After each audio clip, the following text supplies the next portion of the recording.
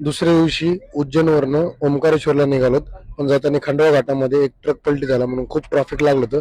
फुल traffic jam होतं, म्हणजे कमीत कमी 2 तास लागले आम्हाला त्या घाटामध्ये. ट्रॅफिक इतकं जाम होतं. त्यानंतर आम्ही पोहोचलो संध्याकाळी 5:30 वाजता ओंकारेश्वरमध्ये. मग बोटीमध्ये बसलोत आणि संगमनाकडे निघालोत. आणि तो संगम गोदावरी आणि कावेरी नदीचा संगम होतो, नर्मदेचा आणि कावेरीचा.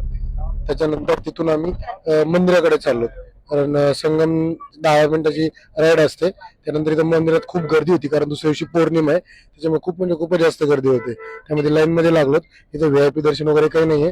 संध्याकाळी दर्शन वगैरे झालं. कमीत कमी 2 ते 2.5 तास लागले दर्शनाला. दर्शन वगैरे घेतलं. त्यानंतर बाहेर नाईट व्ह्यू आहे मंदिराचा. ओंकारेश्वर मंदिर आहे. त्याच्यानंतर दुसऱ्या दिवशी सकाळी आम्ही महेश्वरी जाणार होतो. तर सकाळी हे बघा पार्किंग लागलं. पार्किंग किती फुल आहे ते बघा. हे फक्त भूताची अमावस्या म्हणून सगळ्यात मोठी अमावस्या आहे, त्याच्यामुळे ही गर्दी आहे. इथं खूप मोठी जत्रा असते अमावस्याला. त्या अमावस्यामुळे खूप म्हणजे खूप जास्तच पब्लिक आलतं. जरा सगळे वाटाने चालत पण आलते. हे बघा सगळे लोक, म्हणजे पोलिसांनी त्यांनी कमीत कमी 5 किलोमीटर पहिलेच गाड्या अडवल्या होत्या, त्यामुळे सगळे लोक चालत चालले होते. आम्ही पण तिथून मग सकाळी लवकरात लवकर निघालो. 6 वाजताच आम्ही ओंकारेश्वर मधून बाहेर पडलो, कारण आम्हाला जायचं होतं महेश्वरीला. आणि महेश्वरी करून मग नंतर आम्ही जाणार होतो ग्रश्नेश्वरला. त्याच्यामुळे आम्ही लवकरच सकाळी निघालो.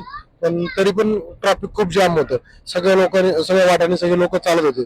कंटिन्यू लोक चालत होते, म्हणजे कमीत कमी 10-15 किलोमीटर लोक चालत होते, कारण 2-3 पार्किंग फुल झालत्या. आणि पोलीस प्रशासनाने तिथल्या ज्या गाड्या आहेत त्या 10-5-5 किलोमीटर लांब थांबवल्या होत्या.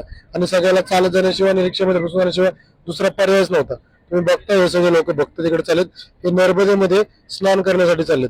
कारण अमावस्येला सगळ्यात मोठी इथं त्यांची जत्रा असते त्याच्यामध्ये. हे बघू शकता मध्ये मध्ये बघा किती पब्लिक आहे सगळं.